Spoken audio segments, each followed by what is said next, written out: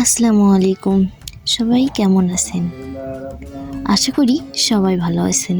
আমিও আলহামদুলিল্লাহ ভালো আছি। আজকে ২০২৪ সালের লাস্ট দিন। দেখতে দেখতে সময় কোন পাশে কেটে যায় বোঝাই মুশকিল। আজকের দিনে দেখতে গেলে সবাই পিকনিক খেয়ে থাকে। তাই আজ আমরাও ফ্যামিলি পিকনিক ছোটোখাটোভাবে করে ফেললাম। আপনাদের সকলের দাওয়াত রইল ও নতুন বছরের শুভেচ্ছা সকলকে।